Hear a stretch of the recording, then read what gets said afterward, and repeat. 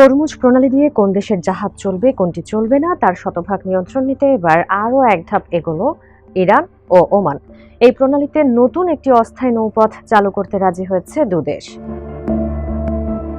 তবে নতুন রুট চালু হলেও এখনই পুরোপুরি খুলছে না গুরুত্বপূর্ণ এই জলপথ। ইরানের দাবি, যুক্তরাষ্ট্র সমঝোতা স্মারকের সব শর্ত পূরণ করলেই হরমুজ আবারও পুরোপুরি খুলে দেওয়া হবে। ইরান মূলত বিদেশি জাহাজগুলোর উপর কড়া নজরদারি রাখতে নতুন এই রুট চালু করছে। সেই সঙ্গে সামুদ্রিক মাইনের ঝুঁকি এড়াতেও এটি করা হয়েছে। যুক্তরাষ্ট্র এবং ইসরায়েলের সঙ্গে দীর্ঘদিনের সামরিক ও রাজনৈতিক উত্তেজনার প্রেক্ষাপটে ইরান তাদের কৌশলগত অবস্থান আরও শক্তিশালী করতে চায়। পুরনো আন্তর্জাতিক জলপথটি এখন আর নিরাপদ নয় বলে মনে করছে তেহরান। তাই ওমানের সঙ্গে মিলে তারা এই বিকল্প সাময়িক পথটি তৈরি করেছে। 25 অগাস্ট তেহরানে ইরান ও ওমানের পররাষ্ট্রমন্ত্রীদের বৈঠকের পর নতুন নৌপথ নিয়ে সমঝোতার কথা জানানো হয়। ইরানের উপপররাষ্ট্রমন্ত্রী কাজেম ঘারিবাবাদি বলেন, ওমানের সঙ্গে যে ট্রানজিট রুটে আমরা একমত হয়েছি সেটি একটি সাময়িক রুট।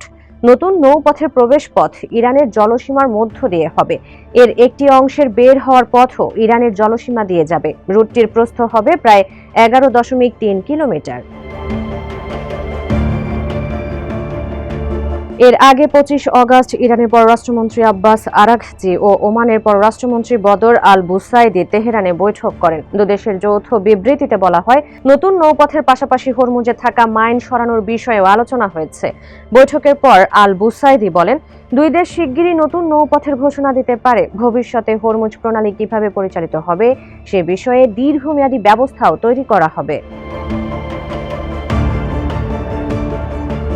এবার ওমানের সঙ্গে নতুন রুটে সম্মত হলেও ইরান বলছে, হরমুজ পুরোপুরি খুলতে হলে যুক্তরাষ্ট্রকে আগে তাদের প্রতিশ্রুতি রাখতে হবে। ঘারিবাবাদি বলেন, যুক্তরাষ্ট্রকে ইরানের ওপর নিষেধাজ্ঞা কমাতে হবে এবং বিদেশে আটকে থাকা ইরানের অর্থ ছাড় করতে হবে। সমঝোতা স্মারক অনুযায়ী নিজেদের প্রতিশ্রুতি পূরণ করতে হবে। হরমুজ প্রণালী বিশ্বের অন্যতম গুরুত্বপূর্ণ জ্বালানি পরিবহন পথ। যুদ্ধ শুরুর আগে বিশ্বের প্রায় 1/5 তেল ও এলএনজি এই পথ দিয়ে যেত। ফেব্রুয়ারিতে যুক্তরাষ্ট্র ইসরায়েল ইরানে হামলা শুরুর পর হরমুজে জাহাজ চলাচল প্রায় বন্ধ হয়ে যায়। এর প্রভাব পড়ে আন্তর্জাতিক জ্বালানি বাজারেও।